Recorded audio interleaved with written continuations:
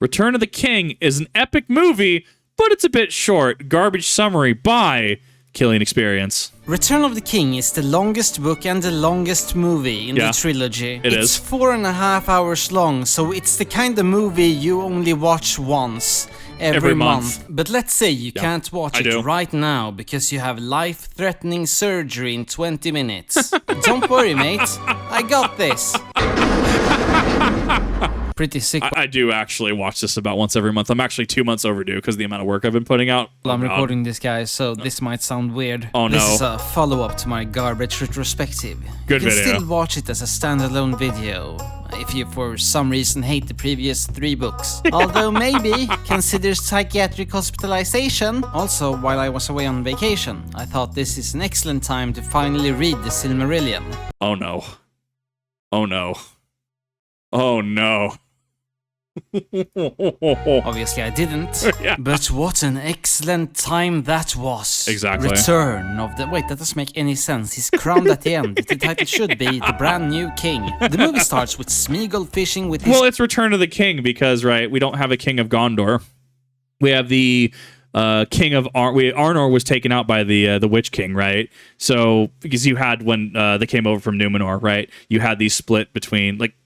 was it High King Elendil ruled over both Arnor and Gondor, but Arnor got taken out by the Witch King. The line of Gondor ended up, I can't remember, it wasn't, Farazan was a Numenorian, I can't remember who it was.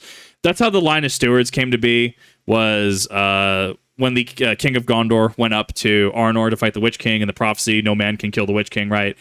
Witch King taunted him because, you know, hi, you didn't get me. King went off to go fight him in Minas Morgul, never came back, and that's where the stewards took over. So the reason why Aragorn is important is because he is of the line of Isildur, specifically from Arnor, right? So the line of Arnor still survived, thus being able to reunite the kingdoms of Gondor and Arnor. There's a lot there, okay? I've tried to paraphrase that as best as I can. I apologize to the Tolkien scholars that are going to see this and be like, Kip, please. Like, you're slightly to the left, but you're almost there. Cousin. They fail to catch anything and go home. Dum dum. Her.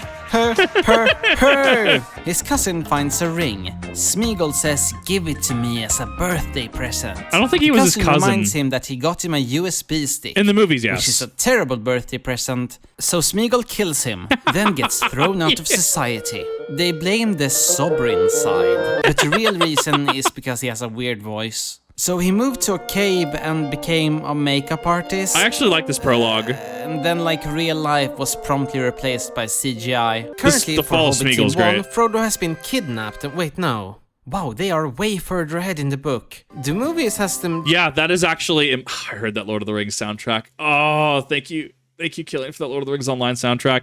No, that's actually important to understand when we talk about the book titled The Two Towers.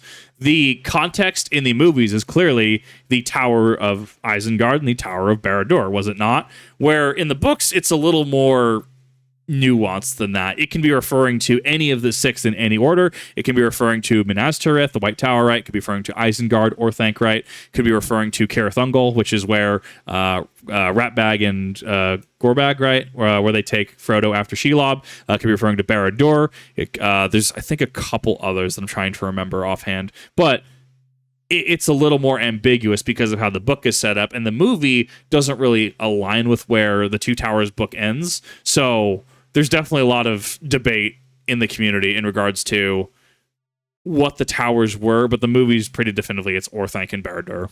Chilling in some ruins. Then at night, Gollum talks loudly about strangling them to death. Sam disagrees with this, but Frodo tells him not to kink shame, and the seeds of divide have been planted. The other points of view finally meets up in the newly opened Isengard water park. Time to question Sauron. Sauron, the Odin King. Let's discuss peace. Let's return to status quo. Fuck off, cunt! Rude. What do you want then, Gandalf? I don't know. I just got here. What you got? Sauron shows him the Palantir. The Palantiri are walkie-talkies. That's it. These books were written in the 40s when walkie-talkies were still considered Motorola devil magic. Sauron... Motorola devil magic. Oh my god! So the Palantir, for those that don't know, we talked about Fëanor in the last one. Fëanor, crafter of the Silmarils, he was actually responsible as well for the Palantir, and yeah, it did that one crafter. Fëanor just did so much. He's actually incredibly relevant to the events that happen in Middle-earth down the line, even though he is ganked in the first age by Gothmog, Lord of the Balrogs. That's fun. There's so much to the Silmarillion and so much to the extended lore, and I'm really having to like dig deep to try to not delve off into entire tangents of this. But yeah, no, and there's also so there's two filmisms here that actually differ from the book. In the book, Treebeard just kind of lets Saruman and Wormtongue go. Like this scene here doesn't really exist. And that's how we get to the Scouring of the Shire. But that being said, I mean, Return of the King already long enough, already has a epilogue issue, quote unquote. So movie-wise, it wouldn't really be possible, and I understand why they cut the Scouring of the Shire. That being said, if they released a 7.5 hour extended Return of the King, I'd watch that 100%. I'd sit through that whole thing. Like, right, we're getting some soda, getting some popcorn, getting some ice cream, getting like a whole and lasagna, just like whole store-bought lasagna. We're heating that up. We're watching this whole 7-hour thing. I would absolutely do that 100%. But Scouring the Shire didn't really make the cut, kind of like Tom Bombadil didn't as well. Which, once again, I totally get it. But I will say, didn't George R.R. Martin say that the ending to Game of Thrones, whenever he actually decides to actually release it, is going to take inspiration from Scouring the Shire? It is a very cool... It's a cool ending because it showcases the coming home from war, right? Frodo, Sam, Merry, Pippin come back to the Shire. It's taken over by the sheriffs, by Sharky, and they have to kind of fight. They have to kind of rouse the hobbits, kind of reclaim their homeland, so to speak.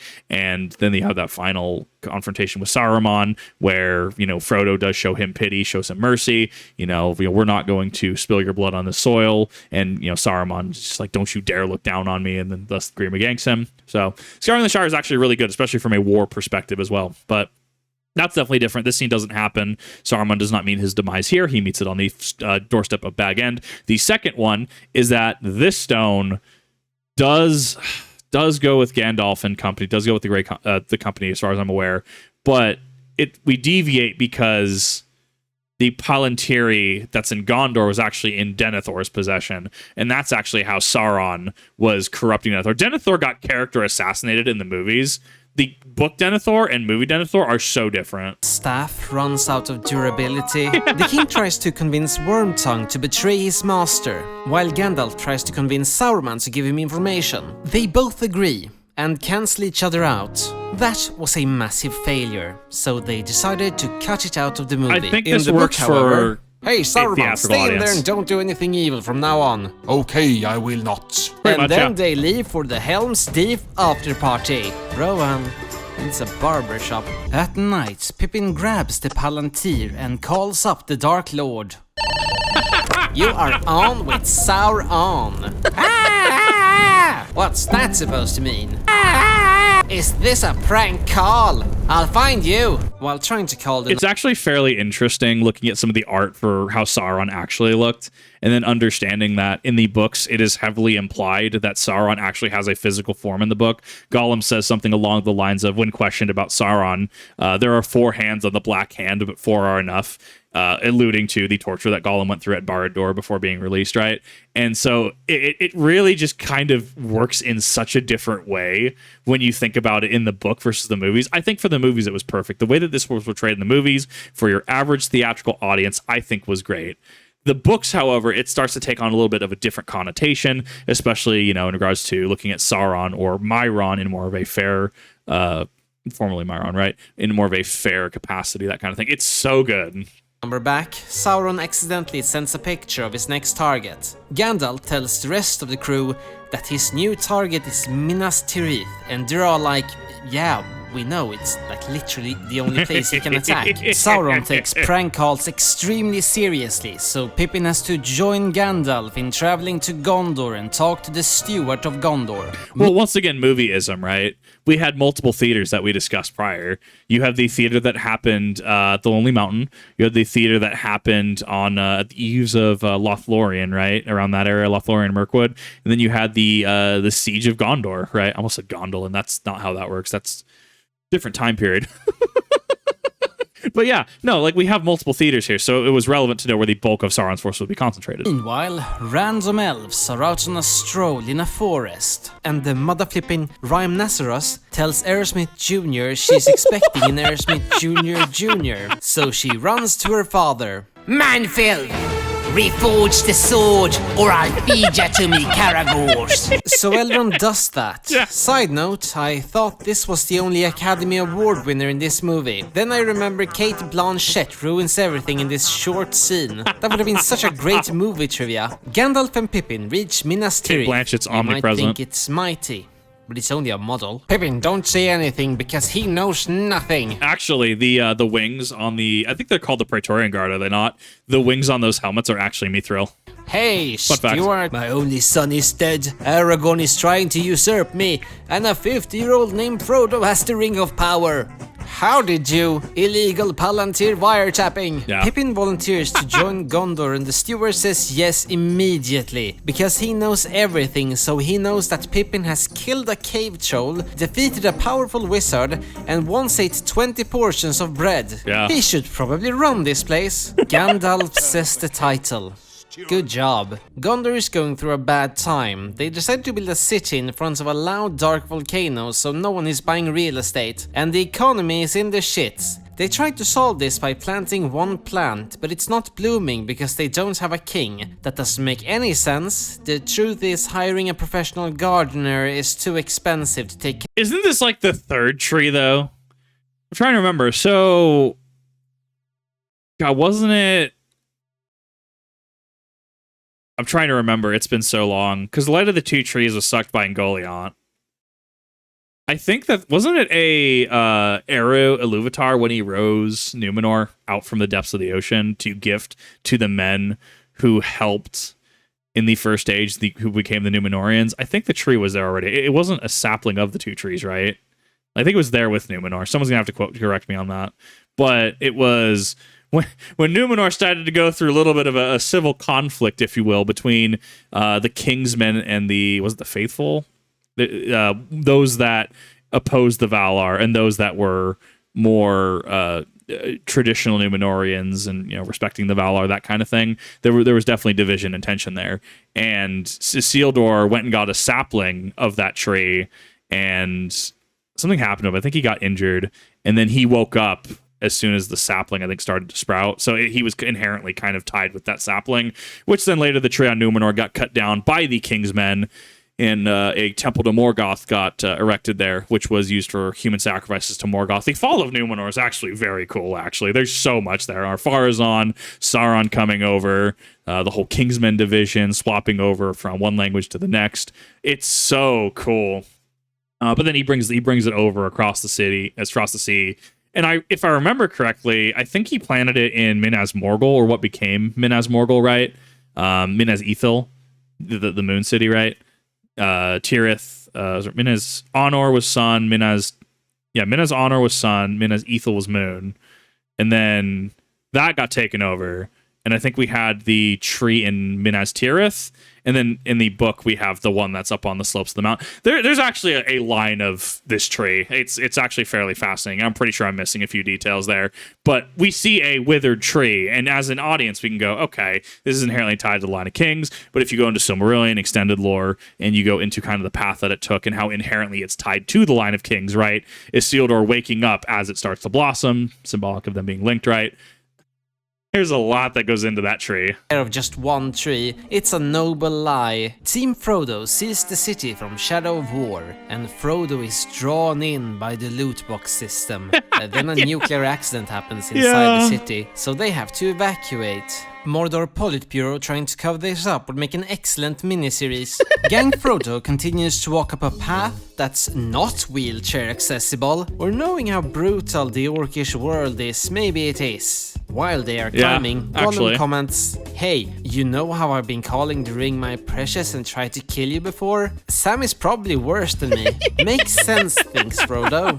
Then Sam stupidly says, "Hey Frodo, do you need any help carrying that thing?" And what Frodo hears is, I'm gonna gotcha and throw you off this cliff like I did with Gandalf. Yes, it was me, I'm a fire monster. Then later at night or day, pretty hard to tell in these parts, Gollum frames Sam. Frodo immediately believes Sam ate the bread. We all know why he thinks he did it, but doesn't say it because the ring hasn't made him rude. Gandalf knows. It really is that Halo. Oh god, it's Halo 3. I love it.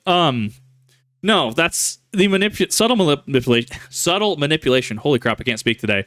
The subtle manipulation of Frodo by Gollum is actually very interesting. And the reason it works as well as it does is because you have to remember, right? How many of you have been awake multiple days in a row without much sleep, right? Something stressful in your life, work's got you working in a bind, right? Those kind of things. And you start to get a little frayed at the edges. You start to just kind of fall apart a little bit. Frodo's losing sleep to this ring over the course of months. It's constantly invading his dreams. It's constantly being this oppressive dark force on him and on his thoughts, right? And as especially moving closer to Mordor, it grows heavier and it gains more power, right? It gains more hold and influence over him, which, he talks about how the ring is such a burden and it's so heavy. It's moving closer to Mordor. The ring also has a will of its own. It effectively is a Horcrux. I mean, I liken the two because realistically they're the same, are they not? Sauron imbued his will is in his malice and his will to his will. Oh my god, I can't remember the line. Fucking Kip moment. But no, he imbued so much of himself in it that him and the ring together was a multiplicative, if not exponential force. But without the ring, he was diminished. And if the ring is ever destroyed, wink, wink, that energy is just dispersed, and Sauron can never get that back, and he will forever truly be diminished. It's the duality of, if he has the ring, he is incredibly strong, but the moment he doesn't have the ring, he loses everything. We actually see in regards to Morgoth's ring, Morgoth and Sauron technically had a similar approach, right? Throwing their essence into something. But in Morgoth's case, he did it with all the orcs. He did it with all the dragons and drakes, right? The worms. And he did it with all of his creations and let it seep into the land. So the world of Arda is technically Morgoth's ring, whereas Sauron took the opposite approach, where he, instead of focusing on everything around him and diminishing himself, he diminished himself to create a singular thing to empower himself. So, two Dark Lords, similar thing, hey, we're going to seep our energy into something, but Morgoth was more along the lines of, we're going to make everyone stronger, we're going to build up this force, where Sauron focuses on Zerg Rush orcs, right, and siege machines and stuff, because, commentary on industrialization, mind and metal, all that fun stuff, and focusing on just the ring and himself. A giant battle is coming, otherwise it wouldn't make any sense story-wise. So they need to contact Rohan, and they can only do that with pyres because they haven't invented the Windows Phone. They did it! This scene is so fantastic, but why was there no failsafe? Imagine having to move an entire army because some drunk guy tripped with a torch. Gondor is calling for aid. This better not be a prank pyre. Rohan moves. Looks cool, but a lot of horses had problems getting employment after this movie. They set up camp in front of a rectangle hole in a mountain that plays spooky sound effects whenever you look at it. According to the Silmarillion, there's actually a guy named Mick around the corner making these sounds. At night, a mysterious stranger shows up to the camp. Aragorn, I've reforged the sword. Yes, you did that in the first book. I got it right here. What the? A glitch in the Matrix. Glitch in the Matrix. Yeah, that is a bookism versus movie. This was a culmination of him deciding, yeah, I'll become the king of Gondor. Versus in the books, right? Imagine if he set out with Anduril, Flame of the West in Fellowship of the Ring, the movie. How that would feel different to the audience. How this wouldn't be impactful. This scene just wouldn't have the weight it does. Very good choice. This sword proves that Aragorn is a descendant of the Numenor, a Dimmadome, and the rightful king of Gondor. Elrond is like, you are outnumbered 40-1, and when you have a problem, who are you gonna call? Ghostbusters? No, just Ghost. That doesn't make any sense. See you at the wedding! Meanwhile, in Osgiliath, Wow, it sure is great that we are completely protected if they attack from the north. Ah, when did the orc learn marine engineering? This is unfair. Marine engineering, they have yeah. leather dragons. This is super unfair. Faramir almost dies, but he returns to Minas Tirith. Father, Faramir, I need you to go on a suicide mission. I Yeah. can't do that. Your brother went on a suicide mission. First thing he did in the first book. God damn it. Then he asks Pippin if he knows any songs, That and he poor- starts singing Pretty Fly for a White Guy. Personally, Yeah, I'm rooting actually. for him. I think he's gonna pull this off. Ah, that was fast. Ah, my first son's brother is dead. And then the steward goes mad, just as the orcs arrive. How very inconvenient. I wonder if they brought the Sauron manipulation Palantir plot point into this. I wonder if it actually would have diminished the scene in the movie. Like, Denethor was definitely character assassinated, but the more I think about it, if they brought in that he had a secret Palantir, right?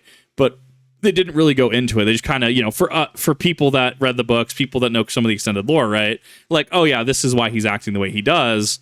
Versus just showcasing that he's just this grief-stricken father that hates his second son and wishes he was Boromir, right?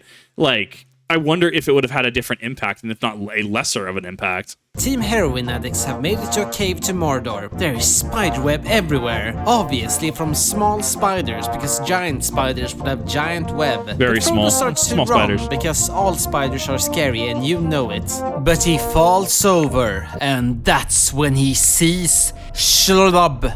Who is a total MILF. This is Tolkien's real vision. Shut up. It makes sense. It makes sense if you read the Dermodillion. Then he kills Gollum. I love the Silmarillion jokes because, it makes sense if you read the Silmarillion, which plays on the who reads the Silmarillion joke.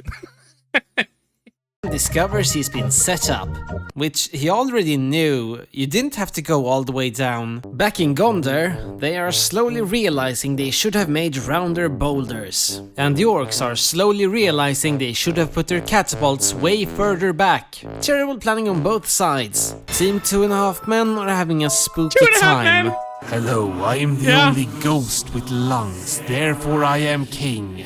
Before you say anything, we've been here for 3,000 years. We've heard all the ghost puns, don't even try. Wanna protect Gondor for me? Sure. Boo! Yeah. You're a dead man. Got him. Someone had to collect all these skulls and put them in a pool or something. Yeah. Then the king comes out and apologizes because he realizes he also Luigi. made a pun when he said dead men. Luigi's It's just mansion. hard to be around dead people. Then Yeah. they hijack some boats. Not shown how. Can they walk on water or stay on in the White City? I think in the books they only helped take out the Corsairs of Umbar, right?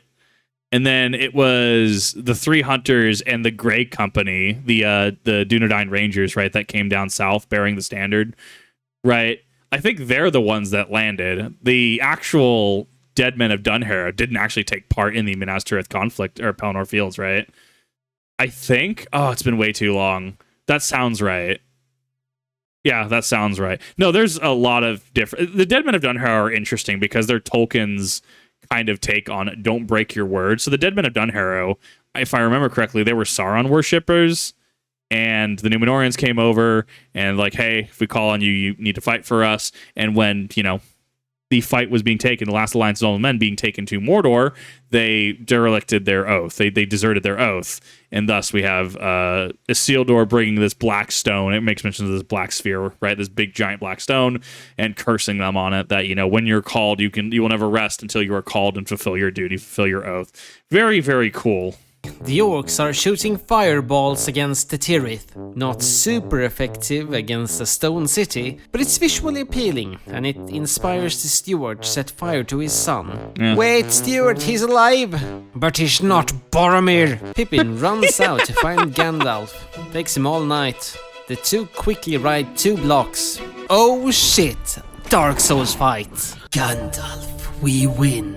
Gondor is lost, unless the most epic moment in film history were to happen right now. Yep. Nah, see, didn't. Yep.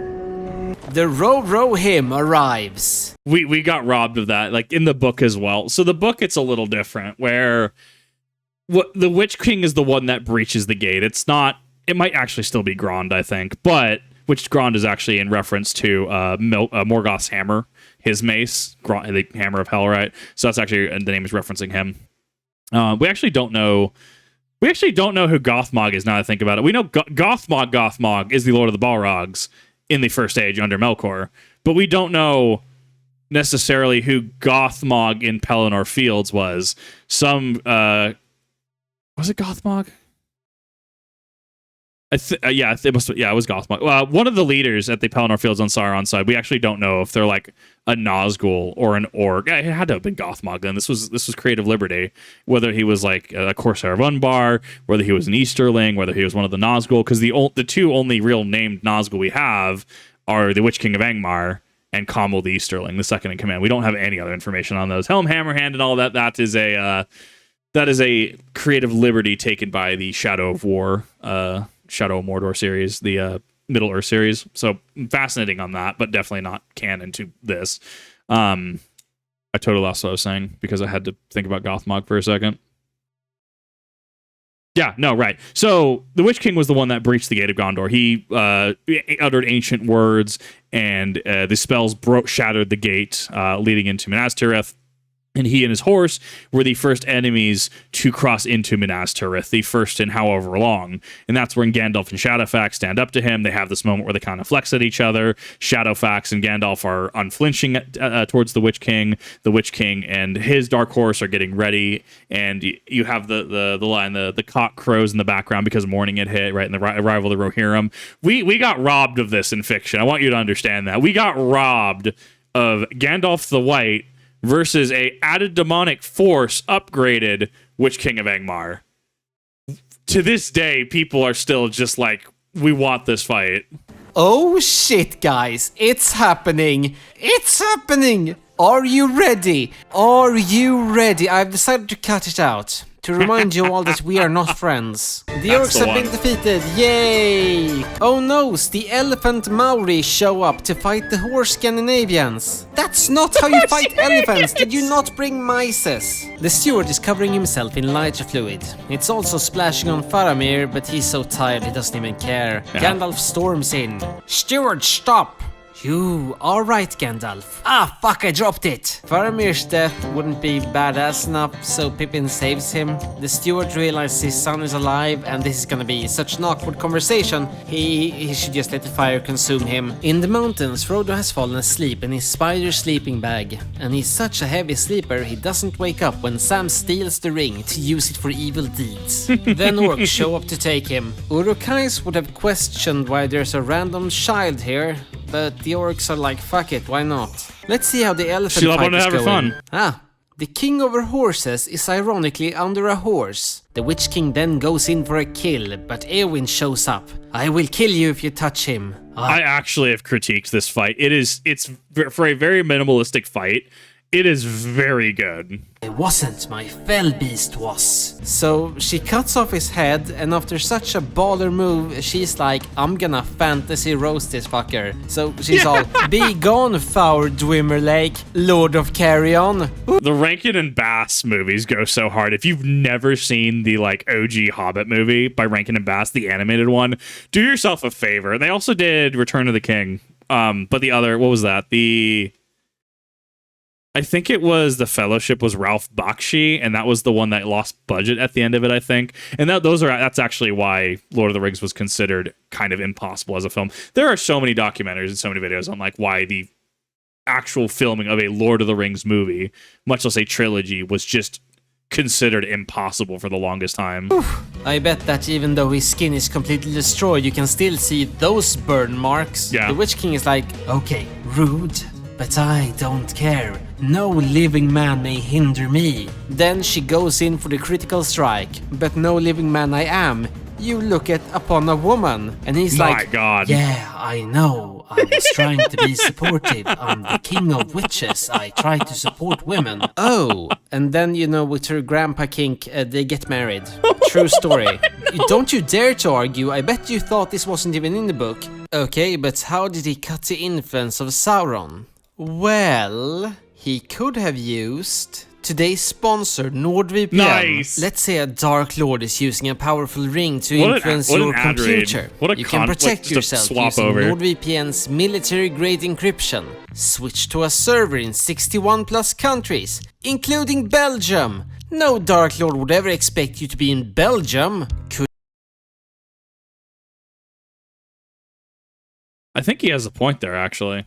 Could you have used the link in the top of the description and used code Kilian Experience for 75% off a 3-year plan? Probably not, he's a fictional character, but you can click the link in the top of the description. NordVPN. This ad was supposed to be in the travel guide, but it arrived precisely when it meant to. Yeah. Precisely like the What a cool ad read, though. What a nice transition. What a nice, succinct ad read. It was very on theme and on brand for this. A+, 10 out of 10. reinforcements for Rohan, because now 3 ships are here. But there's only 3 people on them, so how do they drive? I'm so confused. Explain this to me, Oligophants. Piss off, Ghost! That does make sense. We did it. We defeated the army. Wait. There's seriously an entire chapter of Aragorn just healing people. Eru, damn it, Tolkien. The Uruks and Orcs start to fight right as Sam sneaks in. This might seem very lucky, but no, it happens like every 10 minutes. Then this gardener defeats 3 fully armed soldiers bred for war. Yeah. Mr. Frodo, I have the ring. Sam, give it Gardener's to me. built different. And don't say let's make a pro and cons list. Damn it, how did he know? Sauron is probably looking for them 24/7. Not much else he can do, can't really read a book at that size. So the others decide to distract him by making a prank call. Behold, Dark Lord. Oh, you got a sword. Okay. I'm killing your fiancé. Yeah, don't bring a sword to a killing elf fight, bitch. That power move caused all humans to march to Mordor. Let the Lord of the Black Land come forth! Dark Lord Aragorn is outside. He's here. He can't do that. You want me to ask why? Yes, you are supposed to be my mouth. Go. I am taking the mithril shirt. No, we were gonna sell that and buy sushi. Buy sushi. Good sushi to be spending. Hello, guys. You, uncanny CGI. Oh, you know what's really uncanny? Killing Elijah Wood. Then why didn't you bring his corpse instead of his shirt? Excuse me. So I actually like this because this is supposed to be kind of that dark reflection, so to speak. Because the Mouth of Sauron is a black Numenorian, right? The Numenorians that just loyal to Sauron, and he's supposed to kind of be this dark parallel to Aragorn here, from my understanding. Dark Lord, that could have gone better. Just surround them. But don't place the orcs on the ground that collapses in case I die. Ground collapse, okay. Sam and Frodo are disguised as orcs. Awful. Oh, we yes. need to get away from them to get. Oh my god. Oh, that's so. Oh, that's so good. Oh, if you've never experienced Lord of the Rings memes, if you've never seen where there's a whip, there's a way. Oh my god, that goes hard. Oh, I heard that in the background and my neurons just fired. Into the volcano. In the books, the orcs just start to randomly fight. Like I said, There's happens a every whip. 10 minutes. The There's animated a whip. movie has a race Yeah. war. Real shit. Sam is like, we need to get to the volcano, but Frodo has been in constant pain and hasn't slept since he was with that MILF. So Sam carries him. Sam, you beautiful allegory for a British farm boy leaving for World War I. Yep. There's a gate. Good thing Sauron didn't cement that entrance shut. They made it. All Frodo has He to might have do had need now of it. is to cast it into the fire. Any second now. Oh no, he's turning around. Let's make a pro and cons list. No, it's over. Unless Gollum survived the fall, snuck past all the guards, and bites off his finger. Nah, Yeah. that's impossible. A more likely scenario. Sam, the heat from the volcano has made my hand all slippery. The ring fell into the volcano. Oh well, it was only a movie prop. Oh, We're actually missing a lot of context here. So the book actually goes into, Return of the King specifically, goes into how the One Ring allegedly takes over Frodo and speaks through him, a wheel of fire at Frodo's breast, and a voice speaking through him, talking about to never touch him again, to never claim you for his own again. If you do, you'll be cast down. I don't remember the exact lines, but Gollum and Smeagol are very cool. I don't want to use the word allegory. They're a very cool depiction of breaking your words. breaking your word, breaking your promises, because he has been given time and time again, chance after chance after chance, and keeps lying and being a sneak, being stinker, right? Being just breaking his promises, right? When we lied, right? That kind of thing. And you get to the end of it, the ring's done with his shit, especially when you swear on the ring, right? And even the movies, right? You know, we swear on the precious, right? We will serve the master, right? Elijah Wood as Frodo says, the ring is treacherous. It will hold you to your oath. And at the end, it was the oath of, you know, if you ever touch me again, you know, it'll be your undoing, it'll be your demise. But Gollum was on there. So there's heavy inference that the ring was what caused Gollum to slip at the end in the Cracks of Doom. And I could see why they cut it from the theatrical release. I think that it would have been too magic-y in a very like soft magic. Magic doesn't really come into play in the movies, right? I understand why they cut it. In the books, I think it's great. In the movie, I think it would have been a miss. Ironic how Mount Doom would be my doom. This might seem incredibly lucky. No, if you pay attention, you notice that all the main characters are on this side. Yeah. It was written this way. Sam and Frodo did it. They can finally take their nap, and that's how the movie ends. No, the eagles show up. Why didn't they just fly the eagles there? What do you mean? Haven't you been paying attention? Hey eagles, let's carry the hobbit to Mordor. Or, hey, we could pick his head off and take the ring for ourselves. Yes! Welcome to the hotel, picking heads off! Frodo wakes up and sees Gandalf, accurate. realizes he's definitely dead. Now comes the Lord of the Rings billion endings that some people complained about. Personally, I didn't think it had enough endings, you foul Dimmerlake. And Facts, honestly. If it had more endings, I would watch a 7-hour extended cut of Return of the King. There's been a lot of discussion in regards to it having a problem with endings. Personally, I don't mind it. I'll watch the extended. 1, they die. Ending 2, Frodo wakes up and they are reunited. Ending 3, Aragorn gets married to his boyfriend. What a twist, but it makes sense if you're paying attention. Then he says to the hobbits, you bow to no one. Cause you're so short, you manlets, and everyone laughs. Aragorn is crowned king of Gondor. And then he's like, no, I don't want it. So they ask the mouth of Sauron, hey, who should be king? And he's like, need a good story. So they make the fucking crystal ball. Ending 4, the hobbits return to the Shire and it's on fire. Scouring of the Shire was cut from the movie. Yep. Saruman did not stay in Isengard. He took over the entire Shire with 100 people. Yeah. Frodo pretty much shows up and says, they are 100 people? And the hobbits butcher them like cattle. Then Sam gets... Okay, so... people complain, why didn't they take the Eagles into to Mordor, right? Why didn't you take an F-22 Raptor over to the other base? Well, it's not that easy, right? Well, you have to worry about, getting permission. You have to worry about getting certain things. Well, I don't know. I mean, why didn't you just, take an F-15 from your air base across the country, right? I mean, you clearly have something you have to deliver across the country, right? Surely you wouldn't fly commercial. Surely you wouldn't drive there, right?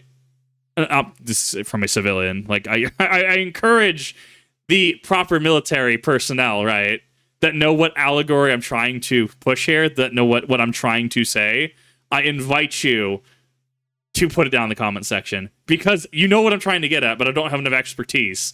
He was asked about it like a number of times, and at the end, allegedly he just says like "shut up," which based, right? It's not this grand revelation. It really isn't. Like, what story is there? And if just the Eagles can fly there, and even then, there's a more reasonable approach to that, right? It was a stealth mission. That's why you didn't have Glorfindel accompany them. Hey, literal elf from the first age that killed a Balrog. He killed Gothmog, actually, didn't he? He killed the Lord of Balrogs. Killed the Lord of Balrogs under Melkor, was re-embodied, and is now just chilling in Rivendell. If he goes places, Sauron and his spies are going to take notice, right? So it's a stealth mission, right? And there's so many things that I could use to debunk it, but at the end of the day, I look at it as, look, if somebody at the end of the day is just going to go, ha, got him, take the Eagles, I mean, everyone's entitled to their opinion. Your opinion is wrong, but I have literally so many better things to do with my day. Married. Ending 5, Kate ruins like the best trivia ever. All magical beings are going on a boat, and Frodo tells Sam, I am going with the elves. to find a new ringsmith because I need that ring back. The end. A fantastic movie, a bit short.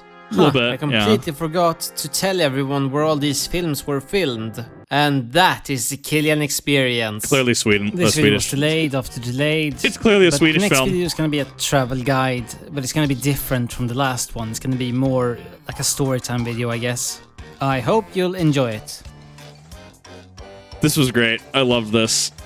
I hope this showcases that I have deeper understanding, but I am by no means a specialist. And I do actually encourage you to look that up, whether that's to be reading the Silmarillion in the books, whether that's going to be getting an audiobook, whether that's looking up some fantastic Lord of the Rings YouTubers, right? On the bottom left here, right? How we have Men of the West. I personally listened to Men of the West in the past. I, listened to Men of the West, listened to Nerd of the Rings, listened to In Deep Geek, number of amazing creators out there that deal with Lord of the Rings content. And if you're like, oh, well, there's just so much though, how do I get into it? Just pick a topic. Hey, what is the Dagor Dagorath? Why is it not canon anymore? What do you mean there was a sequel to The Lord of the Rings in the past called The New Shadow? Why was it never finished? Who was Gothmog? You keep mentioning Gothmog. Who was that? What is Melkor? What's his importance to the story? What is the path of Melkor, right? Like, why is he here? Who was Feanor? Who are the Noldor, right? What are the differences between the movies and the books, right? Start with one thing and just kind of branch out from there. There's a lot of really cool stuff here. I personally fall out of Tolkien from time to time because, for all intents and purposes, this is a finite universe. Yes, we do have things like Shadow of War. Yes, we do have things like Shadow of Mordor. We have things like Lord of the Rings Online, which I myself played in the past. Would love to get back to playing Lord of the Rings Online again. I don't have enough time in my days. But for all intents and purposes, the canon is finite. Sure, there are things that come out, supplemental materials for RPGs. We have things, coming out about letters that Tolkien wrote, right, to kind of supplement what we do know. But just look at it like a closed system. You look at it less like fantasy, and you can look at it more of a history of a world, right? History of a fantasy world, chronological events, It's really cool. There's a lot there if you're willing to look into it. And I want to thank Kilian Experience for making such an awesome parody. I love this. And it's one of the rare occasions where I actually do get to talk about the Lord of the Rings. And, I actually got a lot of feedback on it, a lot of positive feedback. And people are just like, well, Kip, why don't you talk about it? Why don't you talk about Lord of the Rings? If you want me to talk about Lord of the Rings, maybe even just hey, you've watched the movies, but you want to kind of know why this is important, let me know. Definitely go check out Kilian Experience in the description down below. We do have the original channel link for him, and we do have the original video. I definitely recommend you go and check out his content. I absolutely love the dude. Think he's super legit. And thank you everyone for watching. Thanks for hearing me ramble for 40 plus minutes. Appreciate all of you. I'll see you all in the next one.